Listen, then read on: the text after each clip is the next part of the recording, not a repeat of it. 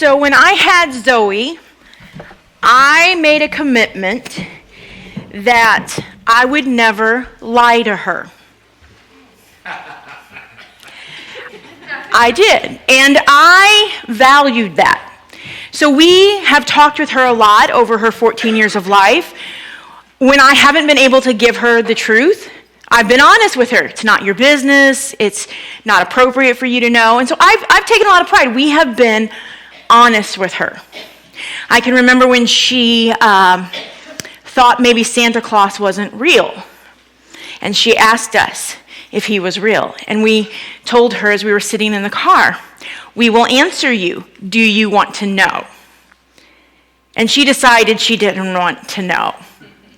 And we continued that until she asked for the answer, and then she was given the answer. So I've taken a lot of pride of always being honest with her. We talked about how we don't have secrets. From my working in social service, I knew that kids who learned to have secrets were more likely to be abused. And so we've talked about we don't have secrets. We have surprises, but we never have family secrets. We've talked about that we have family conversations. So these are conversations that we have as a family that we don't necessarily go out and share with everybody. But if you did, the world won't end, right? So I want you to imagine I've done this my whole life with her, up until she's 7 years old. And sometimes it's been frustrating because if you're going to be honest with your kid, and that means when they're terrified about a tornado and they ask you, am I going to die? You've got to be real creative with telling them the truth, with also assuring them that they're going to be safe, because you can't guarantee they won't die, right? So here we are, she's 7 years old, and I am headed to Sierra Leone. And so Scott and I decided that she would go with me. We're going to spend not quite 6 weeks in Sierra Leone, her and I. And so we have to get some shots. I had been there about 20 months prior. I did not need to get a yellow fever, and I didn't actually need to get a typhoid shot or take typhoid medicine. So she was going to have to at least get the yellow fever shot and possibly the typhoid shot or take medicine.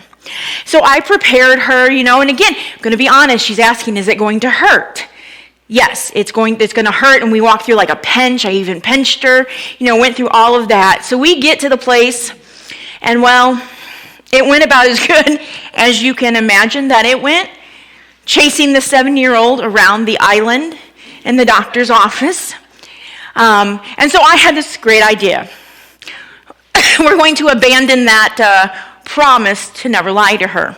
And I talked with the nurse, and I pretended to take a typhoid fever shot. She wouldn't even come into the room. It worked out really well because then she couldn't really see, and we did it all. I mean, we didn't just tell a lie. We went full out to convince her that Mama took a shot too. It really didn't help. Lots of screaming and wailing took place, but she got her shot. We got the medicine, the pills for typhoid fever, and off we went to Sierra Leone. We're getting to our last week of being in Sierra Leone, and her and I get sick. And so our host takes us to the local hospital. We do blood pricks on our finger, and comes back. She has something, but I actually have typhoid fever. And apparently, my shot, like a lot of vaccines, right, it's not meant to last forever, and it loses some of its potency over time. And so I was at the end of the 2-year life of that shot.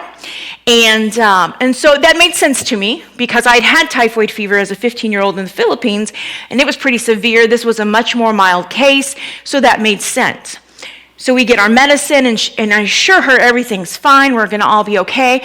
We're sitting at the dinner table a few hours later, and Zoe looks at me and says, "Hey, Mama, how did you get typhoid fever? You got a shot." So now I have to decide, do I continue and lie, right? It would be the easiest thing to do, but now am I going to have a child that's scared to get any vaccine because none of them work? Remember that one time? Or do I tell her the truth? So I opted for the truth and told her that yes, Mama had in fact lied to you and explained why, and asked for her forgiveness, and life went on. Cue a few years later, And I don't even remember now what it was, but she's worrying about something. And so I, with my wisdom and my experience, am assuring her that what she feels and what she's experiencing, while, they're valid and real, they aren't reflective of the real world, and I'm giving her some information. And she's like, you don't know what you're talking about. You're biased. You're my mom. You're supposed to say that. And I said to her, Zoe McCracken, have I ever lied to you? And you see the wheels turn. And she says, well, there was that one time in Africa. And it's become a joke in our house, right? But in that moment, what I wanted her to do was to tap into who I had been. I had laid groundwork with her. I was trustworthy. I won't blow smoke up your butt. I won't tell you what's not true. I'm going to shoot straight with you, kid. I wanted her to rely on that and therefore tap in and gain some of my confidence, even if she didn't feel it, even if it didn't match what she was experiencing. I wanted her to trust me because of who I was and who I had been. And there are some statements in the Gospel of John that Jesus makes that I want to argue are very similar. That Jesus is trying to get us to see that because of who he is, we too have some I am statements that we can make. So we're going to be in the Gospel of John, but before we do, I want to encourage you. We're going to put a QR code up. We're moving from Lent to Easter, and there's about 40-ish days. And I want to invite you, challenge you, to read through the Gospel of John over the 40 days. So this is a reading plan. Now, if you are not tech savvy or that is not your preference, on the way out, you will also find the hard copy as well. You read for 5 days, you take 2 days off and reflect. You read for 5 days, you take 2 days off and reflect. And so I want to encourage you just to walk through the Gospel of John and look at what it is that Jesus said about who he was. But we're going to be in the Gospel of John chapter 6. You're welcome to follow along. I'm going to read some things. I am also just going to tell you the story as well because this is a pretty long chapter. And I encourage you as we read to use your imagination, to think through, as you hear these things, what would you see? What would that scene look like? What would you be hearing? Would there be animals? Would there be children? Would there be birds? What would you smell? Sweat? Pretty flowers? I don't know. What would you feel physically, be able to touch? And use your imagination to put yourself in this scene. So in John chapter 6, it says that after this, Jesus has done a bunch of stuff, because that's kind of what he did, right? And he crosses over to the far side of the Sea of Galilee. And there is this huge crowd that keeps following him, which was pretty common, right? Everywhere Jesus went, the crowds went. And Jesus sees them, and he climbs up a hill, and he looks down, and he's got his disciples around him. And in verse 5, he turns to Philip, and he says, where can we find bread to feed all these people? And it says that Jesus was testing Philip, for he already knew what he was going to do. And Philip replied, even if we worked for months, we wouldn't have enough money to feed them. In the original translation, it talks about if we had so many denarii, and that denarii was a whole year's wages. In other words, we'd have to take everything we own and have earned to feed this many people. The crowd is too great. And then, of course, one of the disciples tells us that there is a boy here with 5 loaves and 2 fishes. And so Jesus says, have everybody sit down, and he blesses those 5 loaves and those 2 fishes, and he begins to tear it apart. And he begins to tear it apart. And he begins to tear it apart. And they distribute it among the people. And it says in verse 11 that they had as much as they wanted. And after everyone was full, Jesus said, go gather the leftovers so that nothing is wasted. And so they picked up everything, and they filled 12 baskets with scraps that were left from those who had eaten from the 5 loaves. And of course, when the people see this miraculous sign, they exclaim, surely he is the prophet that we have been expecting. And then Jesus saw that they were ready to force him to be their king, and so he slips away to the hills by himself. Now we're just going to stop there for a minute and kind of go back. The question that Philip is asked, where can we buy bread to feed all of these people? Seems like a silly question because it's Jesus asking, right? And John tells us he knew what he was going to do. But actually, Philip would have understood it to be like a legit question. You'll notice that John tells us they are getting close to the Jewish Passover celebration. So the Passover goes thousands of years before, back to the book of Exodus. It is their Independence Day. The Passover is this festival, this celebration where they celebrate when they lived under an empire by the name of Egypt and were slaves. And God had stepped in, and through miraculous sign after sign after sign, he had rescued them, he had freed them. So this is right around that time. And they took this seriously. This was a big deal. The Roman government would bring in extra soldiers during the Passover time because there were tensions that would begin to arise. Can you imagine being a people that were living under another oppressive empire, celebrating that one time when you had been delivered from an empire? It created a lot of tensions. It was rife for a revolution. And they had happened in the past. Bloody massacres had happened. But alongside of this, there were some rituals that the Jewish people were required to do. When they left Egypt, they didn't have time to bake bread. God said, don't try to make your bread with your leaven, your yeast in it to make it rice. Get rid of that. You're not going to have time. And so it became a tradition then. They were instructed by God when it was Passover that they were to make unleavened bread, no bread with yeast. And then they would go so far as they were instructed that they were to clean out their house and that there should be no yeast anywhere in their house. So you can imagine if you've ever made bread with yeast. It's a little sandy, dusty thing. It'll foam up. But you can imagine back then, you throw some on, probably some falls onto the floor, and bread was a staple. And so in the weeks leading up to Passover, it was like spring cleaning. You got in and you swept out under every crevice. Because God also used the idea of yeast as representative of sin. Like, you got to get rid of it. You got to get it out. And so during this time, they were spring cleaning. And so even if they had wanted to bake the bread, a lot of people would have been like, yeah, I just cleaned out the leaven, the yeast. Like, all I can make you is unleavened bread. And so I actually have some unleavened bread. It's called matzo. So you can imagine trying to feed 5,000 people.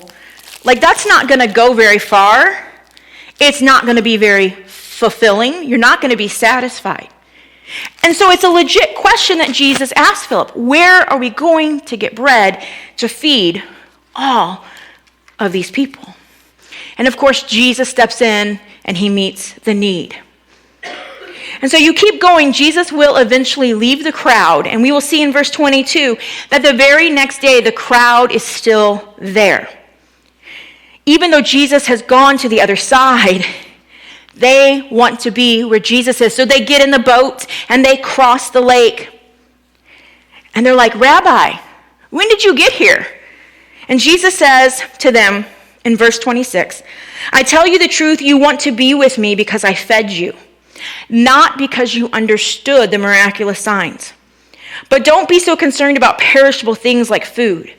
Spend your energy seeking the eternal life that the Son of Man can give you. For God the Father has given me his seal of his approval. And they're like, okay, great. Like, we want to do this too. We are all in, man. We want to perform the works that you're doing. What should we do? And Jesus said, the only work that God wants from you is to believe in the one he has sent. And then they said, okay, show us a miraculous sign if you want us to believe in you. What can you do? After all, our ancestors ate manna while they journeyed through the wilderness. The scriptures say Moses gave them bread from heaven to eat. Okay, I just want to pause there.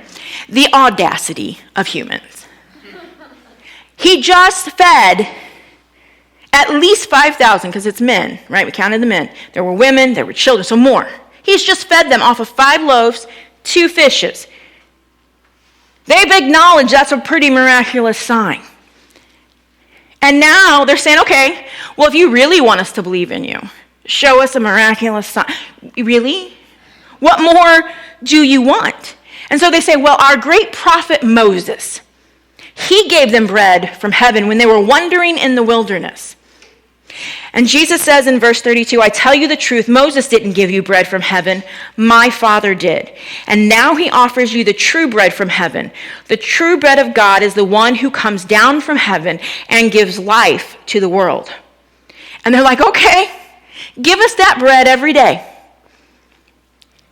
And Jesus says, I am the bread of life. Whoever comes to me will never be hungry again, and whoever believes in me will never be thirsty. Jesus declares that he is the bread of life. But what does that mean? Because they are still thinking in very tangible ways, right? Give us that bread every day. This bread that you say that you can give. You say your Father gave. Give it to us, because I don't want to hunger. I mean, think about it, how nice it would be. Think about how nice it would be to open your refrigerator and there just be groceries and not have to go to the grocery store. Not to have to pay for it, not have to wait in lines, right?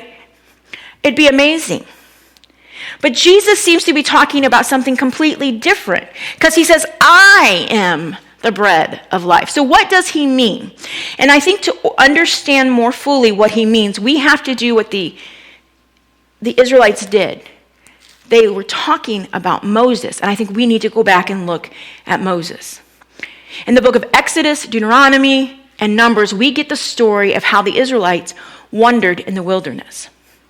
They had been set free, and God had taken them to the Mount Sinai where they spent a year, and God gave them instructions on how they're going to live. And you can imagine, as an enslaved people, that year was probably needed to rest, to heal, to figure out who we are and what we're going to do, to hear from God about how we're supposed to live. They built the tabernacle that would move when they were supposed to move. And then they get up, and now they're going to head to the promised land. But time and time again, they fail to trust God, and they will eventually be unable to enter into the promised land. It's as if God says, I have this amazing thing for you, and I want you to be part of it. But if you don't want to be, okay, I'll love you. I will still take care of you, but I respect that. And it takes a whole generation to die and pass away before they're able to enter it in the promised land. And one of the constant complaints from the Israelites is that they don't have what they had back in Egypt. And there is one instance when they begin to complain. We want that meat that we had back in Egypt. Man, that was good. It was juicy. It was tender. I really want that. They talk about honey and milk, the fruits, the pomegranates, and they want that. They want that. They are, in essence, hangry, right? They've been wandering in the wilderness, and they want some real food.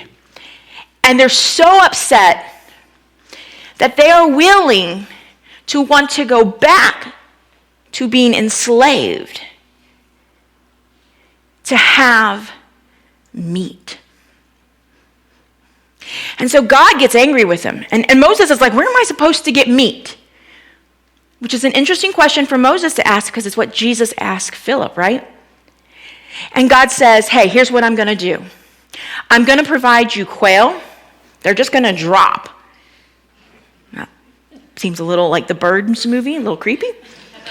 And then he says, you're going to go out every morning, the dew on the ground, and when the dew evaporates, there will be this thing that will take care of you. And the reason it's called manna is because that's what it sounds like when they go out and they say, what's that? Because they didn't know what that was. They had never seen anything like that. The description of it is that it's kind of a gooey substance. Sounds real appetizing, doesn't it? And so it literally is, what's that? And that is what it became to be called, manna. What's that? Because they'd never seen it before. And they were told that they were to pick up every day for 6 days exactly what they needed. On the sixth day, they could pick up a little bit more for the next day, but they could not, if they took any more than what they needed for the day, once it got back into their home, it would rot. God said, I'm going to provide. You want food, you want sustenance, you want to be satisfied. I've got you. But you will be reliant on me. Depend on me. Trust me. And he's doing this while they're continuing often to grumble. For 40 years, he will provide them with manna from heaven. This gooey substance that doesn't look like it would be very appetizing or very satisfying, but it takes care of them. So when Jesus looks to Philip and says, how are we going to serve all these people? He's trying to unite their imagination because he knows all the people know it's Passover. This is going to be on their minds. They're going to be thinking about Moses. They're going to be retelling the stories of how God saved them and then took care of them. And then when the people come to him and they want more, they're acting very much like their ancestors. I want. And Jesus says, but I have something that's so much bigger and better than simply the physical needs you have. He says, I am literally the bread of life. And I believe that it is because he is the bread of life, the source of life, that you and I can say, I am satisfied.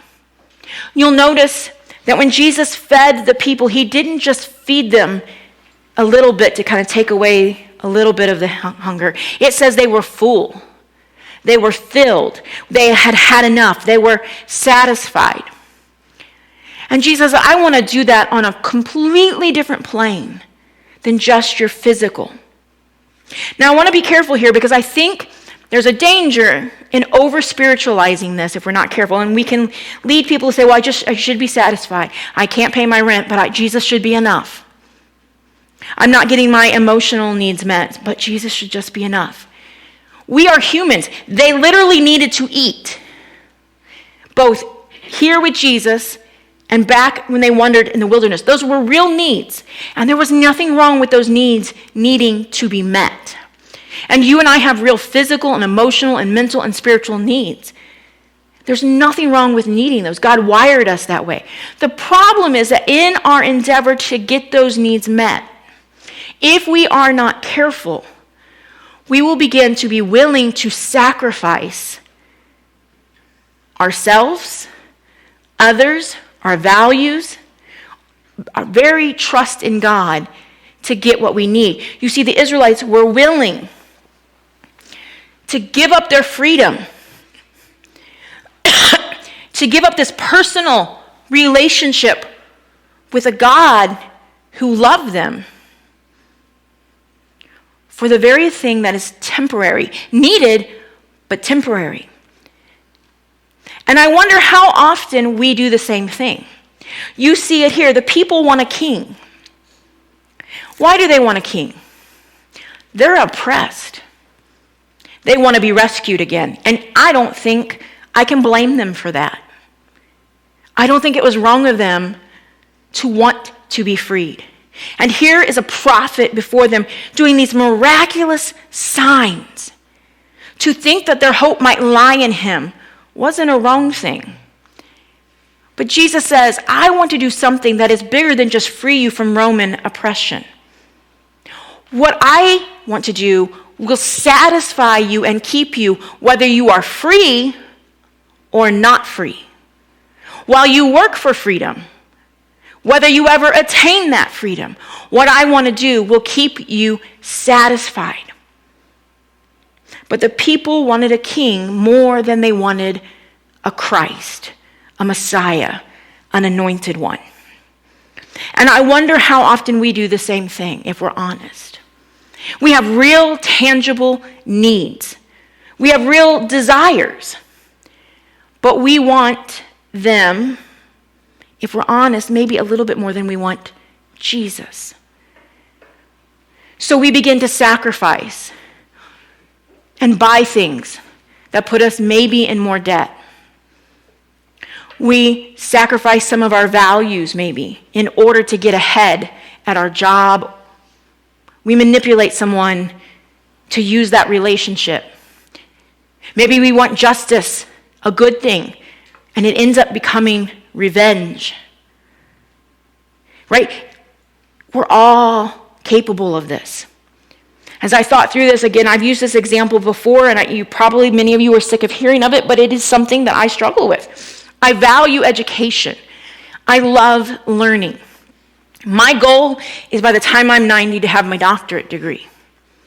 But on more than one occasion, I have had to set aside pursuing my degree, my seminary degree, because I have to accept that I have limitations, right? If I want to be the mother I want to be, the wife I want to be, the pastor I want to be, if I just want to be a human and take vacations and binge watch TV, the things that are important to me, there becomes a limit to what I can do.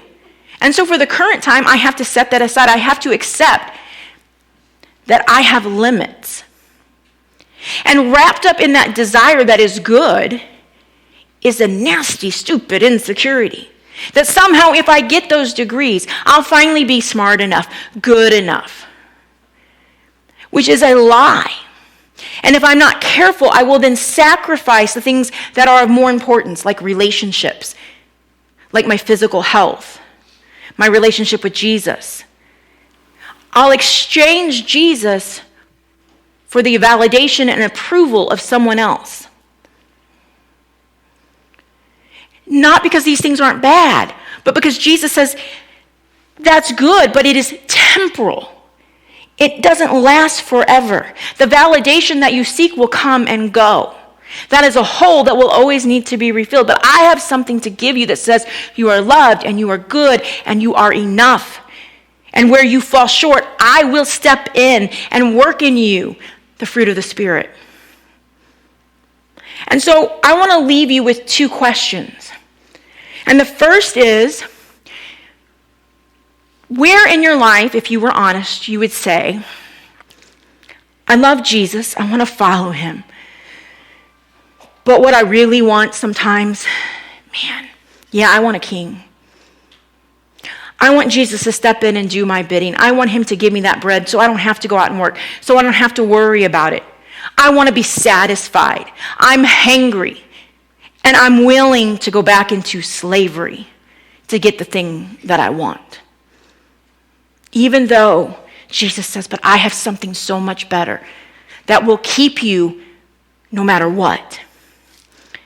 And then I want you to ask, where in your life have you seen Christ step in as creator, sustainer, and source and keep you? When you chose to follow him, when you chose to trust him, when you chose to depend on him, even though it might mean you didn't get what you wanted, or what you wanted came later, or not the way you thought it would. It looked like that gooey substance. There's this really cool fact. The color that is used in the Old Testament to describe this manna substance. It's only used one other time, and it's used to describe a gem that was supposed to be in the Garden of Eden. When God gave them manna from heaven, he was maybe giving them something from the very garden itself. And so I think it's important for us to remember, because our rememberer breaks. It's so easy to forget where Christ stepped in and sustained us. It's so easy to forget where we trusted him and he came through for us and sustained us and satisfied us in ways we weren't expecting. And so we need to collectively and individually remind ourselves of those moments. And so what I want to do is this really awkward thing. We've done it a few other times. Try not to overdo it. But I literally want us to sit in silence for 2 minutes. You can bow your head, keep your eyes open, closed, however you want to do it. But I want you to have just a conversation with Christ. Maybe it's asking, hey, there's this thing, and it's a good thing. It's a desire, it's a need that you gave me. But if I'm honest, I kind of want to just figure out how to get it more than I want you. Be honest with him. Talk to him. Ask for the thing that you need and ask him to help you rely on him. And maybe consider, where have you trusted? And give thanks to God. And it's okay to say, God, thank you so much for that. And dang, Jessica, you did good. Remember that, Jessica, you did good. You trusted in Jesus. Remind yourself and give thanks to God. And so we're just going to take a couple minutes and then I will end us in prayer.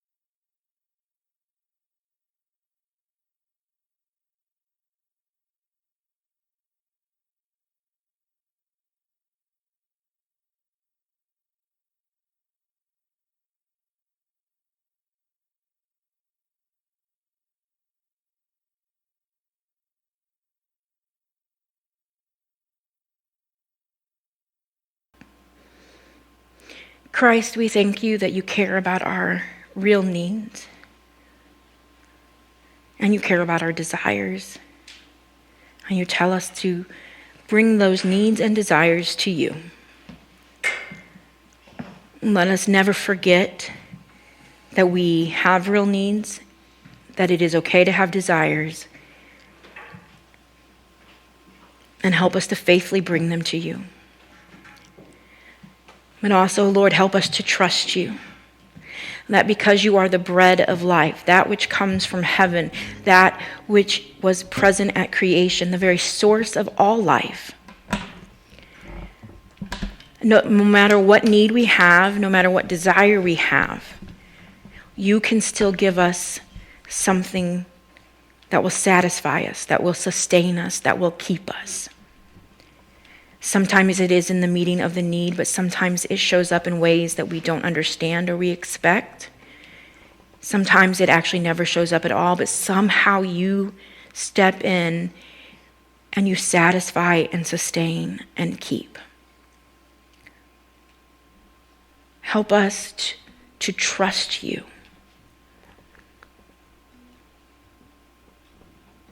Help us this week to remember that because of who you are, we can be filled to the full with life, with peace, with joy, with wisdom, with the things that we really need. In your name we pray. Amen.